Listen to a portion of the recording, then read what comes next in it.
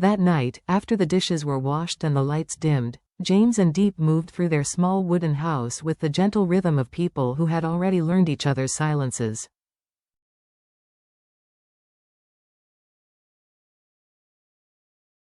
Nothing dramatic happened, nothing loud or urgent, and yet, beneath the quiet, something pulsed, steady and new.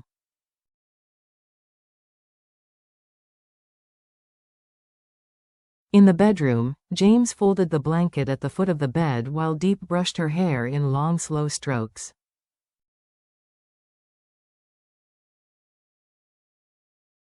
Her reflection in the small mirror looked almost unfamiliar, softer around the edges, as if the secret within her had already begun shaping her face.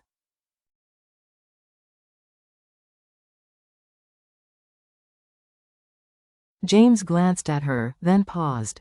"You're quieter than usual today," he said lightly.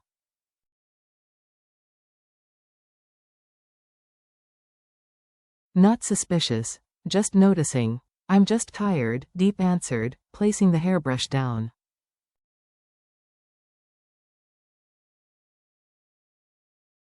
A careful answer. A practiced truth. James crossed the room and kissed her forehead, not passionately, not urgently, but with the quiet affection of a man who understood steady love far better than grand gestures.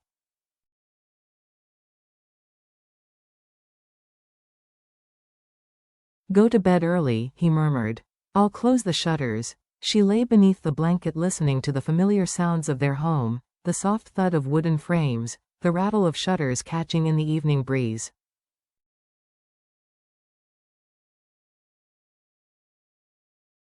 When he finally joined her, the bed dipped beneath his weight. He curled an arm around her waist, warm, protective, unaware of the life forming just beneath his hand.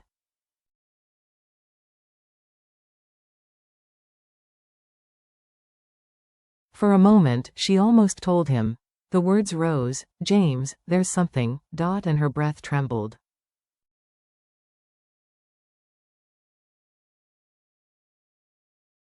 But fear, old and ghost-like, pressed the words back down. Instead, she whispered, "Good night."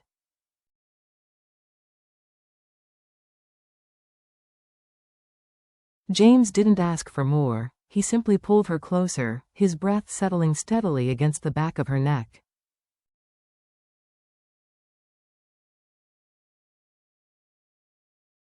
And Diep fell asleep not to silence, but to the quiet certainty that love, this love, was steady enough to hold the truth when the moment came.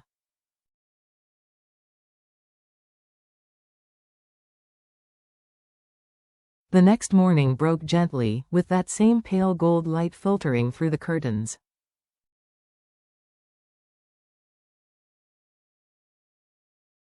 Diep woke early again, though her body still felt heavier than usual. James was already awake, sitting at the small wooden table, sorting through stacks of paperwork with a cup of over-steeped tea beside him.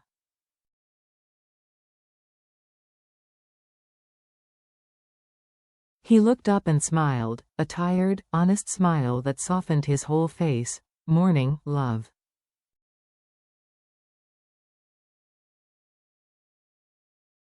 "You slept deep. I feel better today," she lied with a softness that wasn't meant to deceive.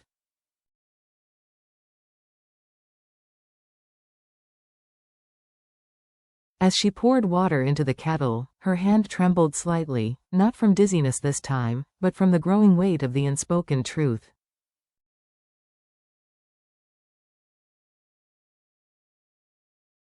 Before she could steady herself, footsteps sounded outside. A familiar voice called through the door.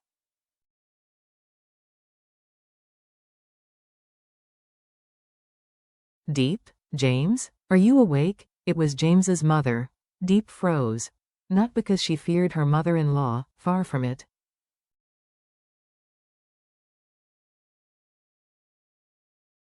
Mrs. Huyen had been gentle, welcoming, far warmer than the family she had once belonged to.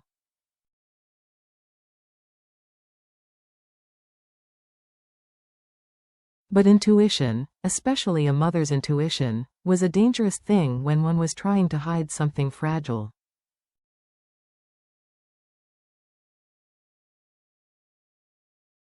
James opened the door, smiling. "Mum, you're early." "I brought porridge," she announced, walking in without ceremony.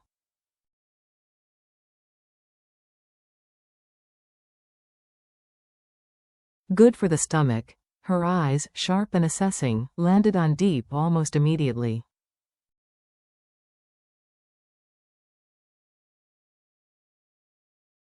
"You look pale again," she said.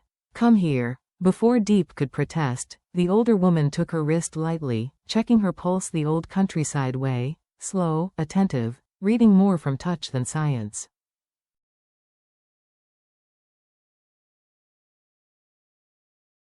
Then she lifted Diep's chin gently between two fingers. "You're not sick," she said softly.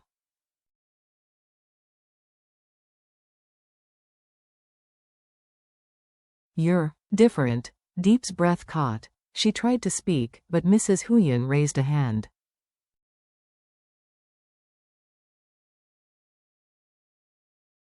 "You don't have to tell me," she murmured. "A woman who has carried a child knows when another woman is carrying one too."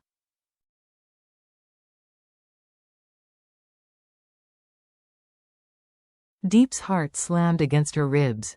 James straightened slowly, eyebrows lifting in confusion.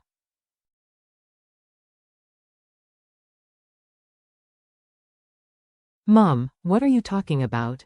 But the older woman didn't answer him. Her gaze stayed on Diep, steady, warm, kind.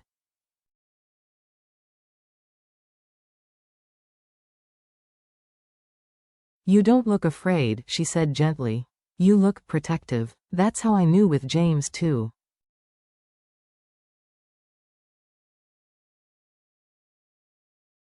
The room felt too quiet. Diep's fingers tightened around the edge of the table. She didn't need to speak.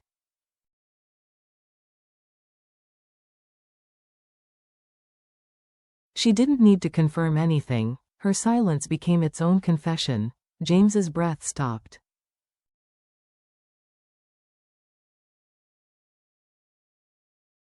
The papers in his hands slipped slightly. His voice dropped to something barely audible.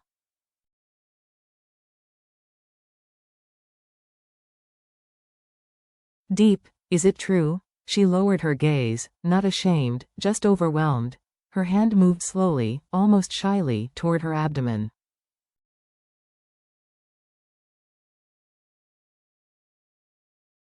James watched the movement as if the world were tilting beneath him.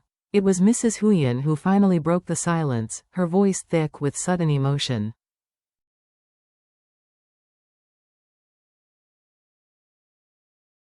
"You two talk," she said quietly, collecting her basket. "This moment belongs to you."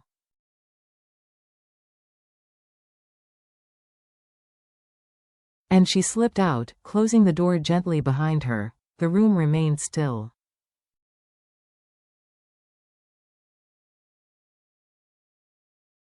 James stepped toward her, his expression shifting between disbelief and a dawning, trembling hope.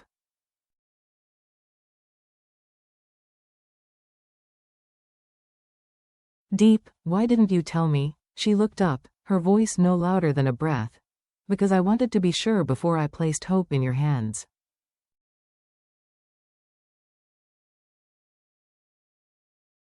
He exhaled shakily. "I would have held it," he whispered. "I know." Her voice cracked.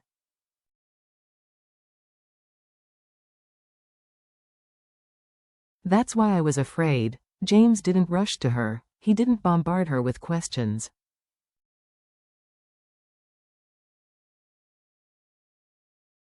He simply reached out and cupped her face gently, so gently she felt her heartbeat in her throat.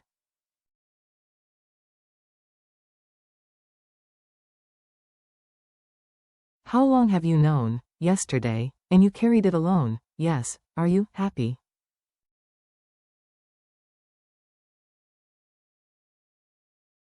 A raw question. Soft. Vulnerable. She nodded, tears finally spilling over. "Terrified," she whispered.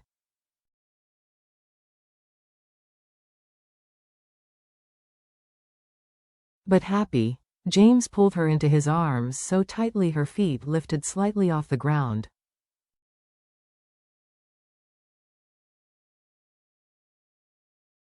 He buried his face in her hair, breathing deeply as if memorizing the moment. After a long, trembling silence, he whispered the words she hadn't realized she was waiting for.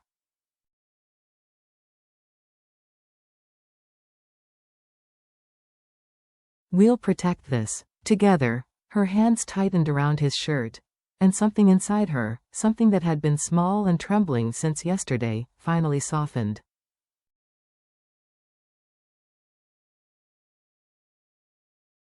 The rain finally eased into a thin mist, leaving the village wrapped in a trembling quiet.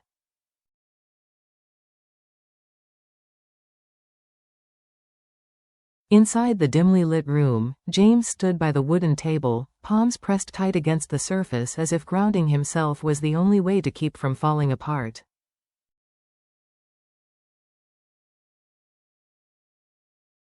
The lamp beside him flickered, throwing long shadows across the walls, shadows that mirrored the turmoil in his chest.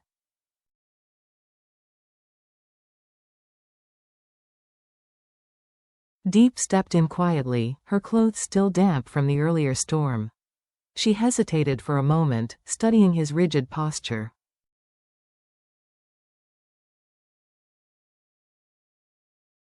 There was something different in the air, a heaviness that she had felt long before she entered the house.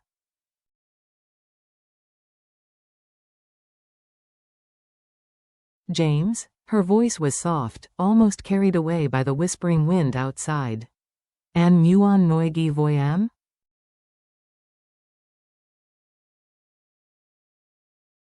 For a moment, he didn't move. Didn't breathe. The silence stretched long enough to make her heartbeat turn uneasy.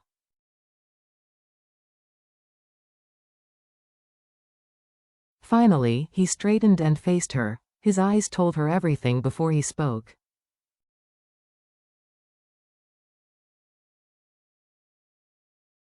Something had cracked inside him, something he could no longer hide. "I found out the truth," he said.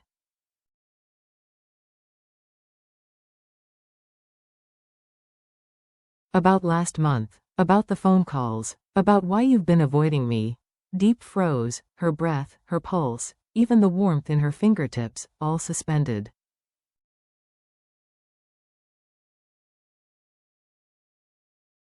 "James, it's not what you think," she whispered, stepping forward. "I was going to tell you everything."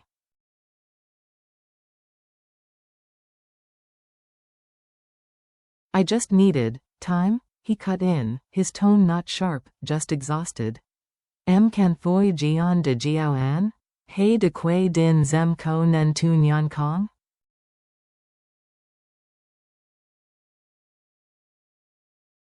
She opened her mouth, but no words came out. Because the truth, the real truth, was tangled, part guilt, part fear, part desperation.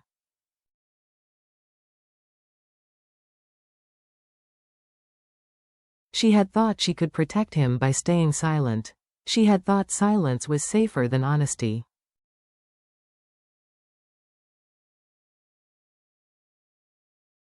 But silence was now the very thing tearing them apart. James exhaled shakily, rubbing a hand over his face as if trying to erase the hurt from his expression.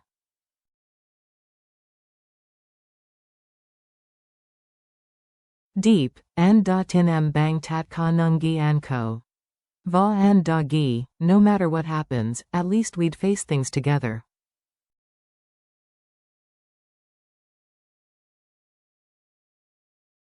But this, em kien an kam jok min dung wai kwak doi kua chin noi min yu.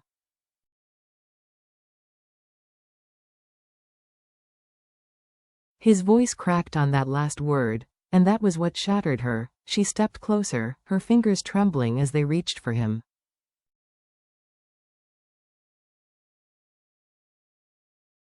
"James, everything I did, everything I hid, it wasn't to push you away. It was to protect you."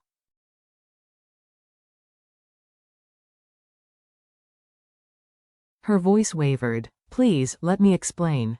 Just listen to me." James didn't move.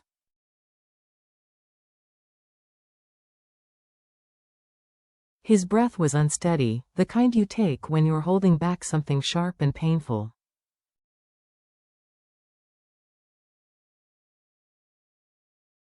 At last, he looked at her, not with anger, but with a kind of broken longing. "Vayem noidi," he murmured.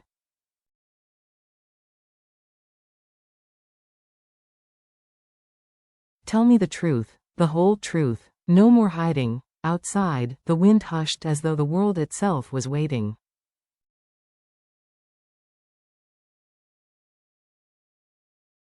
Inside, Diep swallowed hard, because the truth she was about to reveal would change everything.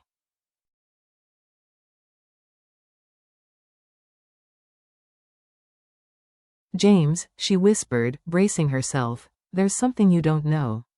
Something I should have told you from the beginning."